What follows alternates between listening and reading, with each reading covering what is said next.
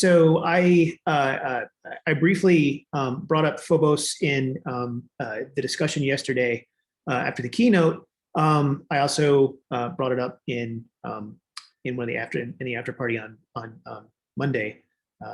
But at any rate, I just wanted to maybe go over a few more details, maybe provide some a little bit more information about some of the key science drivers and introduce Phobos here. So Phobos is a spectrograph concept for Keck to go in Keck 2.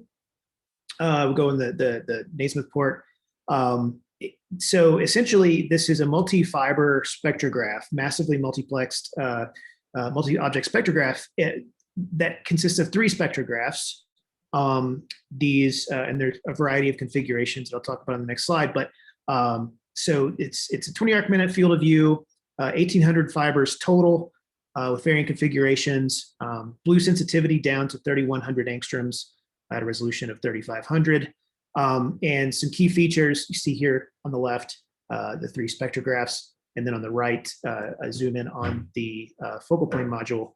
And one of the real keys to Phobos is the Starbugs technology, which is pretty cool. I'll talk a little bit more about it, but essentially this enables us to do on-the-fly fiber reconfiguration over the entire field of view. So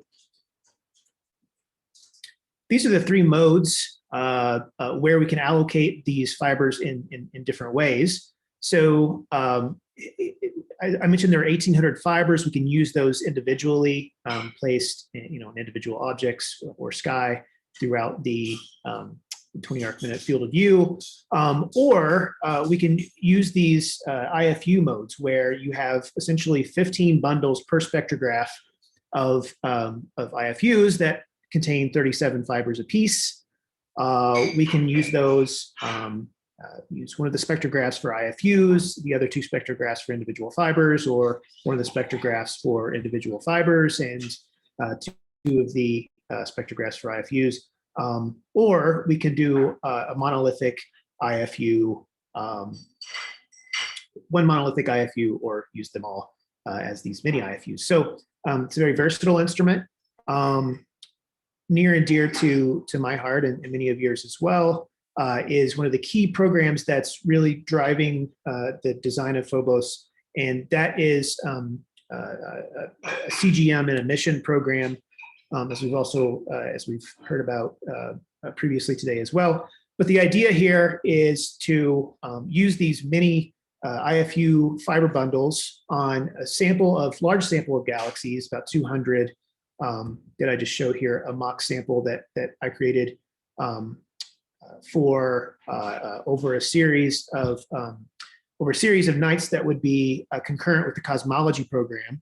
But this is just showing some mock velocity fields of what we might observe in both carbon-4 and oxygen-6. And we are able to do the science down to about a redshift of 2 thanks to the blue sensitivity of Phobos.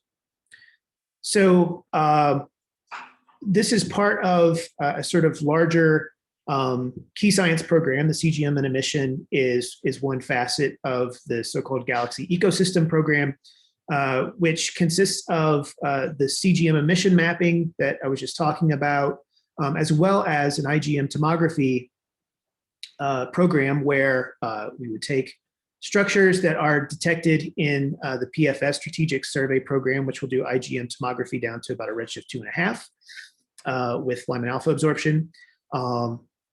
Observe Lyman break galaxies in the background of these redshifts of 1.5 to 2.5, while simultaneously observing galaxies that are at those foreground redshifts. So we'll try to understand the distribution of the cosmic web, as well as the galaxies, what's happening with the galaxies within it over the same redshifts. So you can just see the contrast in PFS and Phobos in terms of sensitivity, wavelength coverage.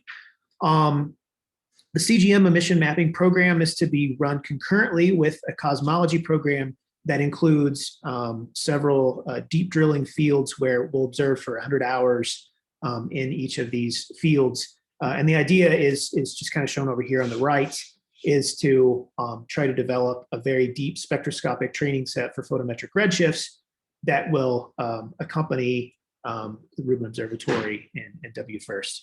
So as I mentioned, there are 15 IFU bundles you can use in a configuration per spectrograph. So we would have 15 of the fibers on these CGM galaxy targets, while the other 1,000 or so would be obtaining these the deep galaxy spectra. So I show some pictures of the star bugs here up top. It's a pretty cool technology. I don't fully understand it, but there are people who are working very hard on this. Essentially, these tubes here you see at the end of this fiber are concurrent concentric legs that enable the star bug to dance across the focal plane to get into position for observing. And so this is what an array of them look like. I believe this is on the Taipan instrument. This is being developed in Australia, and there's currently a major program underway to research and improve this technology. This is just a Phobos field of view shown superimposed on the FAT survey footprint shown in magenta. So each one of these is about the 20 arc minutes of the Phobos field of view. So this is being led by Kevin Bundy at UC Santa Cruz, and the project scientist is Kyle Westfall. So there's some resources here for more information, but if you would like to get involved with the science team and help guide development, we welcome you to do so. So thank you. Thanks, Joe. So we had a question in the chat from Sean for both Phobos and YAMOS, what the prospects were for basically dithering and then drizzling to subsample the scale of sort of the fibers or lenslets on the sky.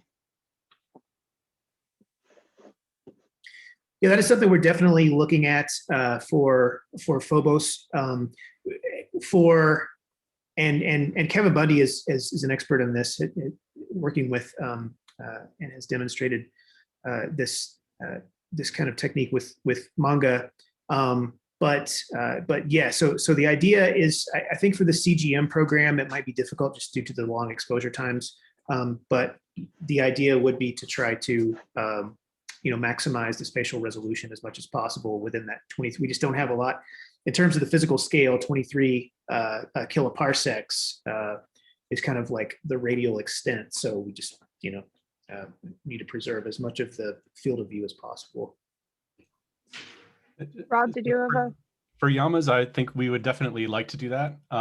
So as far as the data reduction pipeline goes, the way I like to think about it is, instead of making a bunch of narrowband slices, that if we can map every point on a CCD so that we know its RA, DEC, and wavelength, then you can think about each of these as an independent sample of just a cloud of points. And then ideally, what you'd like to be able to do is forward fit a model into that space. And I think that should naturally do it if you can dither by a spaxel, which should be fairly easy to do if your spaxels are large. And so these things are not necessarily statistically independent, but you do get subsampled information.